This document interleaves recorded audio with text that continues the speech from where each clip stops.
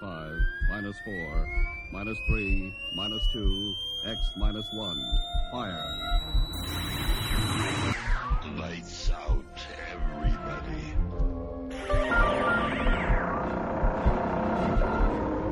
The creaking door. Dimension X.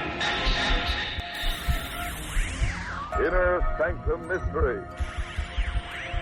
X minus 1. Dark fantasy.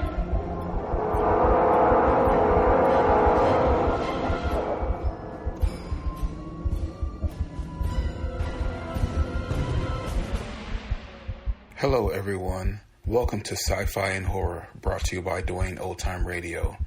Sci-Fi and Horror features some of the best programs from the golden age of radio, including X-1, Orbiter X, Dimension X, Slot X's, Lights Out, Ray Bradbury, Dark Fantasy, and many, many more.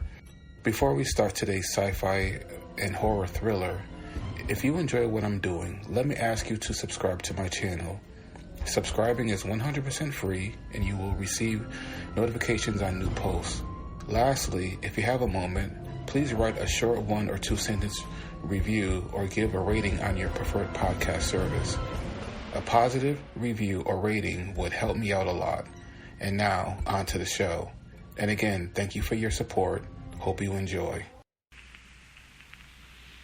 Adventures in time and space, told in future tense. Dimension X.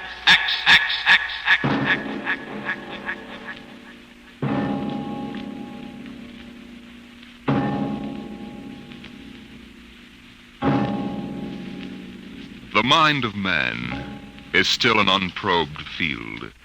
Within it lie many mysteries still unsolved. But there are men today, psychologists now experimenting with telepathy, hypnosis, thought transference, who believe that in the future we may discover the existence of a force of the mind more powerful than any force the world has ever known.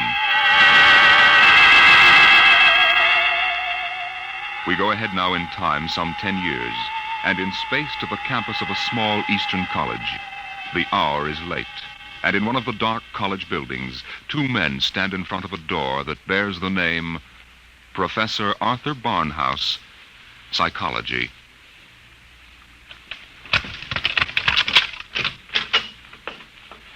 Well, here you are, Clinton. Thank you, Major. Here are the keys to the professor's desk and files. I guess you inherit everything now. You might as well dictate a full report while everything's still fresh in your mind. I'll wait and see you home. Oh, no, that isn't necessary. I'll be all right. You sure? After what's happened tonight, we wouldn't want you to have an accident, too.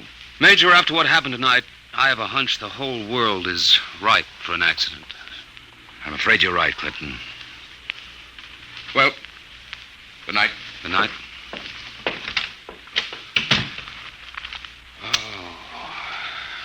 Pull yourself together, Buster. Easy does it. August 21st, 1960. Restricted report from George Clinton to the Secretary of Defense, Secretary of State, the FBI, National Security Board, etc., etc., etc. Subject, the so-called Barnhouse Effect, and Professor Arthur Barnhouse, who discovered it. I first met the professor 2 years ago in the fall of 1958. He was a professor of psychology here at Wilton College, and I was here on an instructor's fellowship in the psych department. They assigned me to be Barnhouse's assistant, and he needed one. He hardly ever remembered to go to a class, and he didn't seem to do anything else either. For 3 months, I watched him sitting at the desk here in his study. He'd either stare at nothing for hours or fall asleep, nodding over his mess of papers. I couldn't understand it, and it was none of my business. But one day, I thought I'd better give him a shake. What? I said it's 2:15, Professor. Don't you want to go to your 2 o'clock class? Don't you want to mind your own business? I beg your pardon. Sorry, Clinton. Forgive me. I don't know what gets into me. Forget the class. The kids would rather be outdoors anyway. Okay, Professor. In that case, I'm sorry I woke you up. It's all right. I just can't seem to get my sleeping done at night. Clinton, what do you know about the international situation? Well, I'm no political scientist, if that's what you mean. I read the papers when I have time. Well, that's the way I've always been. Lately, I've had to look into it. I stay up nights looking into it. Professor, I don't want you to take this personally or anything, but... Well, sir, I wonder if you'd mind if I asked to be transferred. You mean you'd rather work with somebody else in the department? Oh, no, sir. No, sir, it's not that. I think maybe there's a chance for a psychologist to work on that government project. Government project? Oh, yes, that army thing. Yes, sir. They're trying to develop robot pilots for the new fighter rockets so they'll be expendable. Oh, yes, yes. Something else designed to replace men. Yes, sir. And you know, it's a funny thing. The robots work just like human brains. They get overworked or overloaded at something, and they have nervous breakdowns. Now, if I could only find out what drives those electronic brains crazy, why, I'd feel Clinton, that I was...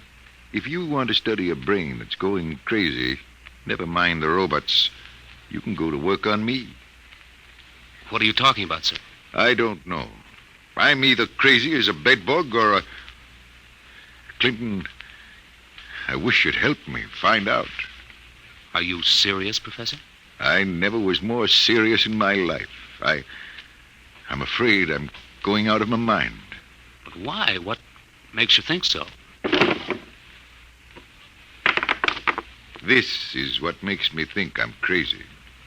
Those dice? Clinton, do you know what the odds are against my rolling a 7?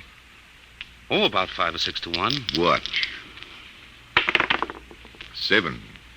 Now, what are the odds against my rolling it again? Twice in a row? Plenty. About 100 to 1, I'd say. Watch. Professor, you're hotter than a $2 pistol. It's funny. That's what they said 8 years ago when I first discovered this.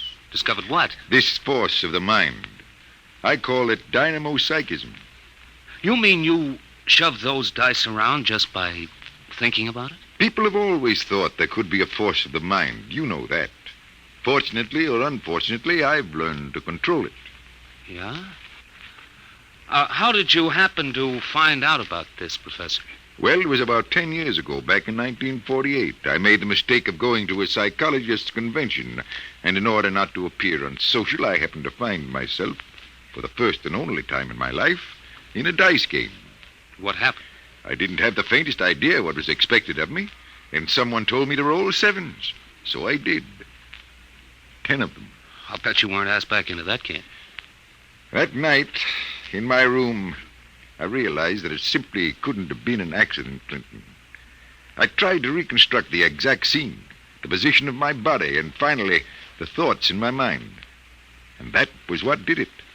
I remembered what had been my train of thought, and I proceeded to roll 7s, not 10 consecutive times, but 50. Brother, there it is again. Professor, can you do anything else? I mean, besides shove dice around? You see that inkwell on my desk? Sure. Watch it. Don't take your eyes off it. If nothing happens, say so, and I shall go quietly, even happily, to the nearest sanitarium. Okay, Professor, shoot. Hey, why, it just blew up. Yes, I'm sorry. I didn't mean to splash ink on your suit. That's okay, Professor. What was that funny noise? Oh, that? The dynamo psychic waves are a little like ultra-high frequency waves. Sometimes, when I turn on the power, they create a kind of static. Listen, Professor, how much power have you got? Could you blow up anything, well, you know, big? I could flatten the Great Wall of China. Boy, you'll make the helio-oxygen bomb look sick. That's what scares me, Clinton. The thought that maybe I could use this power to save the world. Clinton, you've got to help me. Who, me? Professor, when it comes to international relations, I don't know from where. You'd better get in touch with the State Department. State Department? Yes, they'd be the ones, wouldn't they? Well, you probably want to be getting home now. I'll see you to the door. I could use a breath of fresh air. Okay, Professor. You better stop brooding about this. You get somebody else to do your worrying for you. Yes, you're right. I have been brooding, wondering what to do. Just sitting and staring endlessly at that awful monstrosity across the way. You mean the old bell tower? Yes, I've gotten so I can't stand the sight of it anymore. Professor! Professor, look! What? Well, there's nothing left but a pile of rubble. Oh, my, I didn't really mean to do that. Well, you see, Clinton, it's got to the point where my lightest whim is more dangerous than a blockbuster. Professor, you get in and write that letter to the State Department right now. You packed too much of a wallop.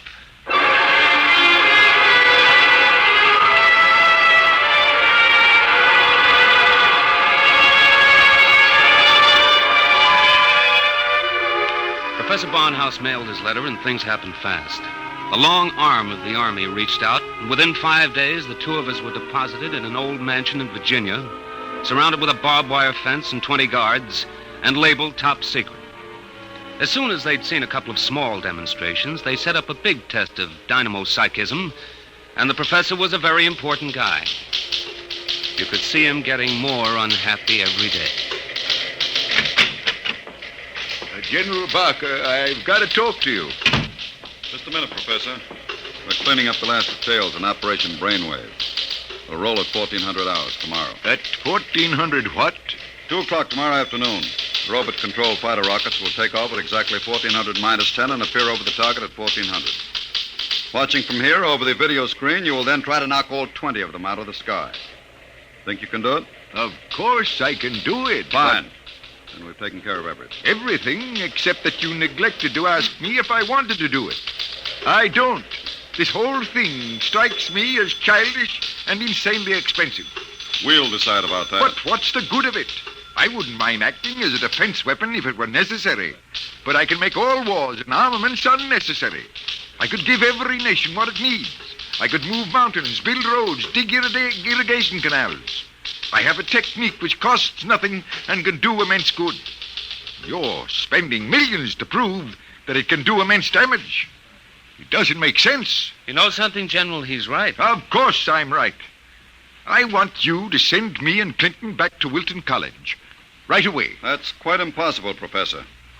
This operation has gone too far to be called off now. Yes, but... Even if we wanted to call it off. If your dynamo psychism really works, you're apt to be the key to our entire defense setup. But listen... You'll have to excuse me now. Major Cuthrell and I have to double-check the confidential list of the observers on this end. Have you got it, Major? Yes, General. It's right here. Alberts, Barker, Bernstein, Carter, Clinton, Cuthrell, Holbrook, Lawrence, Stein, Williams. Check. I guess that includes everybody of importance. What about me? What? Oh, that's taken for granted, Professor. Thanks. 1400 hours. Will you be ready? I'll be ready. And now, if someone will wind the restricted clock and put the confidential cat out, I'm going to bed.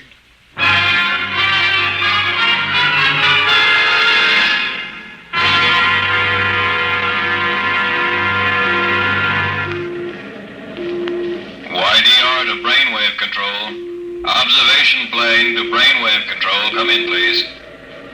That's McKinley in the observation plane. Cut me in. Hello, McKinley. Reading you clear on the speaker. Everything all right? All okay, General. Takeoff uneventful. Fighter rockets now flying on course in perfect formation. Altitude 5,000 feet. Airspeed 865. Visibility unlimited. Are you tracking us? We've got you on radar. Haven't picked you up on the video screen yet. What's your estimated time of arrival over the target? ETA, 2 minutes. Check. Remember, McKinley, the observation plane is not to enter the target range. Veer off and circle at the 10-mile limit. Bring the rockets overhead by remote control. Check. Observation signing off. 1 minute, 45 seconds to go, Professor Barnhouse. Are you in good shape? I'm all right, General. Good. We can all take our places in front of the video screen now. You sit here, Professor, in the center. Major Cuthrell, will you turn on the video screen? Right, General. Nothing yet, just empty sky. Hold it. I hear him coming in. There are 20 of them, Professor. You think you can knock them down at this altitude? Distance has nothing to do with it. I don't want anything to go wrong. You're sure you feel all right? General, I know I can do it. If that's all that's worrying you, let's call the whole thing off and save $20 million. There they are. They're coming in. Get ready, Professor. 10 seconds. 9, 8, 7, 6, 5, 4, 3, 2, 1. Now, wide open, Professor. Well, go ahead, Barnhouse. Knock them down. I did. Nonsense. All you've done is blank out the video screen. What went wrong? Did you give it everything you had? I was wide open, General. Then it didn't work. They're still flying. What's that? It just took a few seconds to work. That's all. Holy smoke, they're dropping like flies. McKinley to brainwave control. What's happened to these rockets? They're going down like flame. By heaven, it works. It really works. Cuthrell, get Washington on the line. Barnhouse, I want you to... Hey, where's Barnhouse? He was right here. Clinton, where's the professor? Got me, General. We were all staring at the video. He must have walked out. Get moving, everybody. Alert the guard. Search the house. Yes, sir. If anything happens to that man... Gerald Parker. What is it, Corporal? Corporal Gray guard at the main gate. Sir, Professor Barnhouse is gone. Gone, where? He came tearing out of the gate at 40 miles an hour. Here's a note, sir. Threw it out of the car as he went by. I picked it up. Let me see it, quick.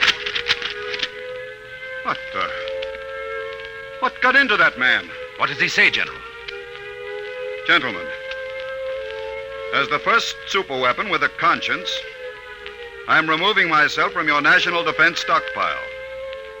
Setting a new precedent in the behavior of ordnance, I have humane reasons for going off. Signed, Arthur Barnhouse.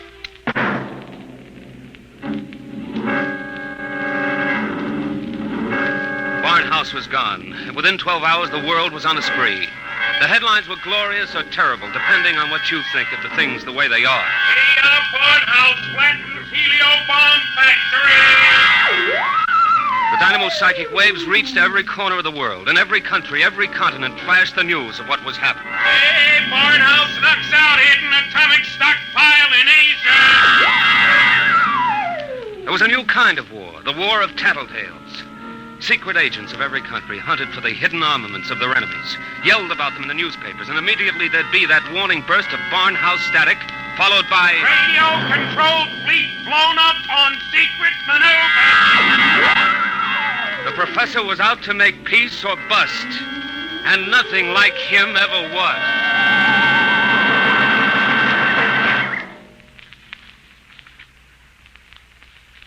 Look, Major Cuthrell, I told the FBI and the Army everything I know weeks ago. I've answered questions till I'm blue in the face. I didn't come here to ask questions, Clinton. I came to ask for your help. My help? That's right. To find Barnhouse. What if I don't want to? If you're his friend, I think you'd better. Why pick on me? You've got the FBI, the police, and Army intelligence. Why can't you find him yourselves? We're trying. But you know the man well. You could spot him where we wouldn't. And you're the only one who can. Maybe. But why should I? Wherever he is, I think he's doing fine. He's making war impossible, and I like it. So do I. Yes? He's putting you out of a job. That's all right with me. I'll retire to a truck farm with pleasure. Well, then? Look, Clinton, we aren't the only ones in this race. Every country in the world has its best agents out hunting for Barnhouse. Nobody can beat that kind of a manhunt. He seems to be doing all right so far. Sure, but how long do you think he can keep it up? A week? A month? Sooner or later, he'll be spotted. And if the wrong people find him, Clinton, we're done for. You know what kind of weapon this is. Whoever controls the Barnhouse Effect can control the world. Well, all right. Suppose they do find him. He'd never give the secret away. Never give it away? Are you out of your mind? You think these fellas are playing for marbles? Well, no, but... Read the papers, Clinton. Don't you know what's going on in the rest of the world? Yes, They'll get the secret out of Barnhouse, all right. What happens to him in the process won't be very pretty. Well, he must realize that, then. He'll never let himself be taken alive. He may not have the choice. And if he doesn't, God help us all. All right. All right, I'm in. Good. Now, do you know anything that you haven't told us? Anything that might give us a lead? Only this. It was addressed to me. I found it here on his desk the morning after he escaped. You mean he came back here? Yes. I guess he needed to pick up some personal effects. Anyway, the files were open, and he left this note on a scrap of paper. Anything to do with the Barnhouse Effect? Read it yourself. Greek to me. Just these few lines scrawled on a piece of paper, and the last one breaks off right in the middle of a sentence. This stuff doesn't make any sense at all. You know, from the looks of this, I'm beginning to wonder if the professor isn't going off his rocker. I thought of that, too. All the more reason why we've got to get to him quick. He may be helpless, and the whole world's on his track. Come on, Clinton. We haven't much time.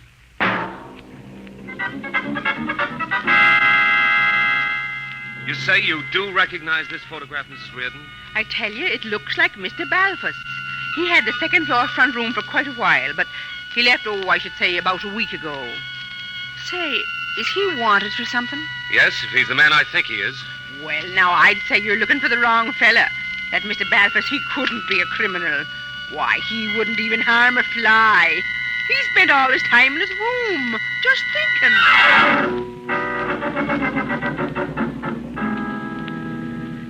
Oh, brother, it's hot. What a way to spend an August afternoon, huh, Major? Give my eye teeth to be at Jones Beach. So would I, Corporal. We've got work to do here. Look, so we've been cruising around these radio detection cars for a week. Not a sign of Barnhouse static. The professor must have run out of things to work on. Well, we'll give him a little more time. Switch to shortwave. See if there's anything special coming through. Yes. Try the 9-meter wave. Radio Miranda calling. Let's hear that.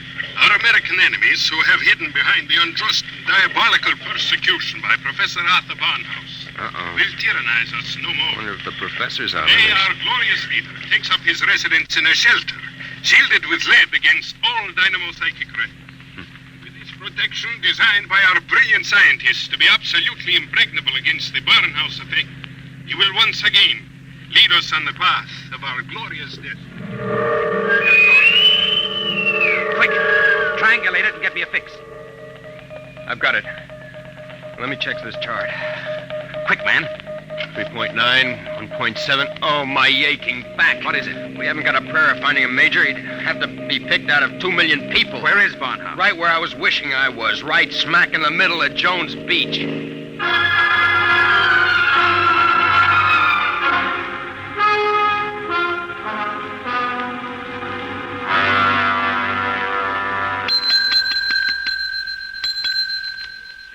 Gents, we're full. No more rooms tonight. We don't want a room. Do you recognize this picture? Who wants to know? Uncle wants to know. Oh, excuse me. I'm sorry. Let me see it.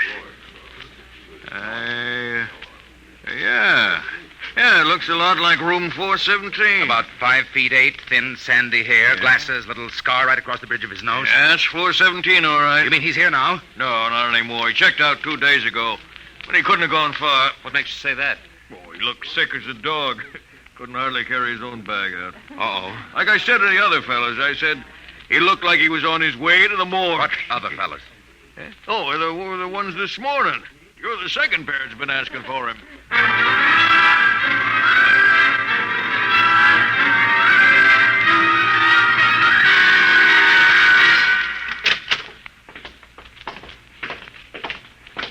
Here we are, Ward 15. This way, gentlemen. You're sure he's here, nurse? Oh, yes. Thank heaven we're in time. Well, I wasn't on duty when he came in, but one of the other girls told me he collapsed in the street. The ambulance brought him in. Poor guy, he must have really had it rough. Oh, here you are. Bed number 78. This is your man. Wait a minute. This isn't Barnhouse. But I was perfectly sure. Oh, wait, let me check his chart. Dismissed 8 p.m. Only an hour ago. Oh, dear, now I remember. Remember what? If he was sick, why did you let him go? Well, 2 of his friends came and took him away. They didn't want him in the charity ward. They said they'd make sure that he was taken care of.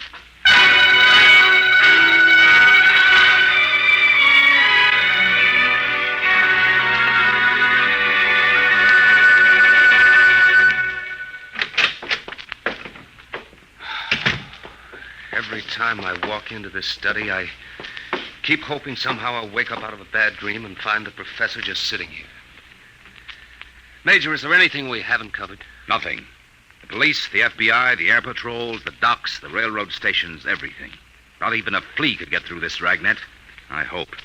Then I guess we sit. We sit. Maybe something will come in.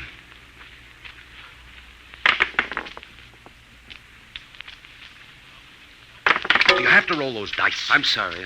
I wasn't thinking. An hour. That's what's driving me crazy. 1 hour sooner and he'd have been in our hands, not theirs. I know. Well, maybe he's still all right. How can he be all right? He's in the hands of a foreign power. We don't know that for sure. The professor was a likable little guy. He couldn't have lasted this long if he hadn't found some friends. Maybe they came and took him away. Well, grab that. Hello? Yes? Clinton, is that you? Professor Barnhouse. Clinton, they've got me. Who's got you? Where are you, Professor? I don't know. They said something about taking me to an airport. An airport? Which one? Listen, Clinton, I've got to tell you. The inkwell. What are you talking about? Remember the inkwell? Professor. Professor Barnhouse. Operator. Operator. Your call, please. Operator, that caller just came in here. Can you trace it? I'm sorry, sir, but I'm afraid it's too late. Your party has been disconnected.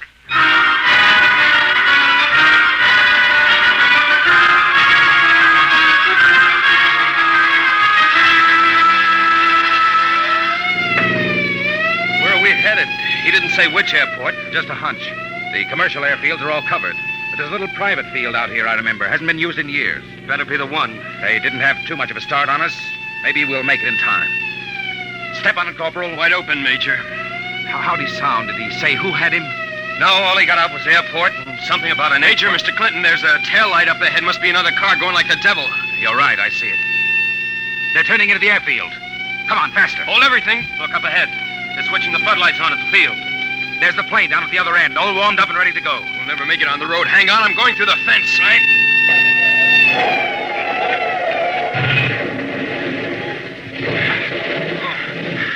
Well, what's the matter? Get going. Sorry, sir. Must have cracked the axle.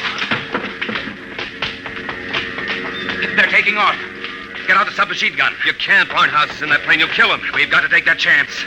That plane's headed straight for us. Hit the dirt. Get that gun working, Corporal. Aim for the propeller.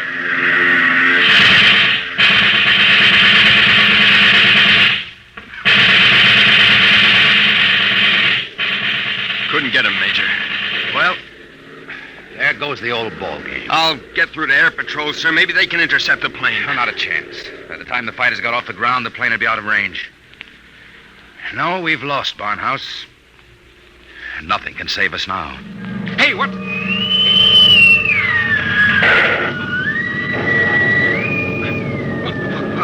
What hit me? Clinton, are you all right? Yeah, sure. The plane. It's gone. I know. Barnhouse blew it right out of the sky. He wouldn't let himself be taken alive. Boy, he really did it the hard way. Poor guy. He shouldn't have had to be a hero.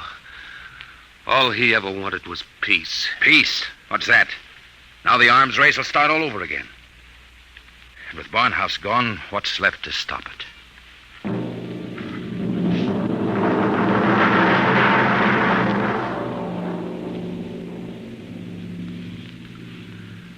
So they brought me back here to the professor's old study to dictate this report. I'm sitting here at his desk, and it's just the way he left it. Papers all over, even his old pair of dice. Arthur Barnhouse is dead. That's going to be good news for some people when they find out. The saber rattlers of the world will be busy as of tomorrow morning, getting ready to whoop up another war. I'm afraid they're in for a little surprise. It's 3 a.m. now. And before morning comes, I intend to vanish, disappear completely. That's the last that anybody will ever see or hear of me directly. That's why I want to tell you now. I've been looking at the new inkwell here on the desk. The professor's last words were something about an inkwell. And in it I found a little scrap of paper. Just a few words, but they complete the note I showed the major. The note that didn't make any sense. The whole thing makes sense now. Professor Barnhouse may be dead. But you haven't heard the last of the Barnhouse Effect. Not yet. I've been experimenting while I've been talking to you. And now the time has come for me to say goodbye. You see, I've just rolled my 50th consecutive 7.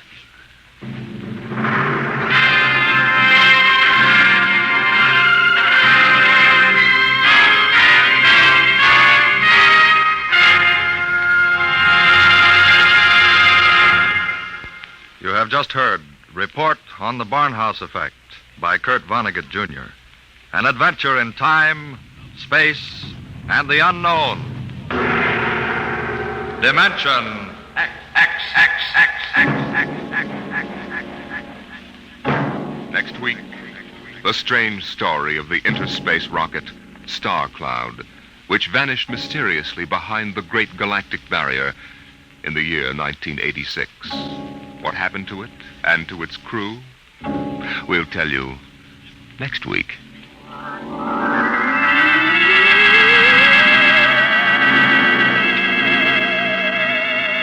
Tonight's story, Report on the Barnhouse Effect, was adapted for radio by Clarice A. Ross.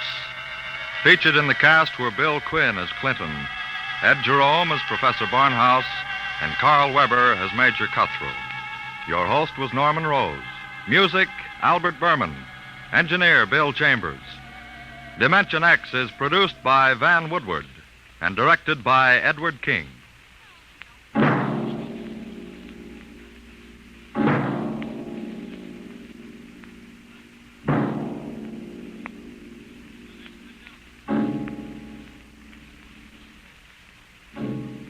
Tomorrow, hear Sam Spade. Now, it's Truth or Consequences on NBC.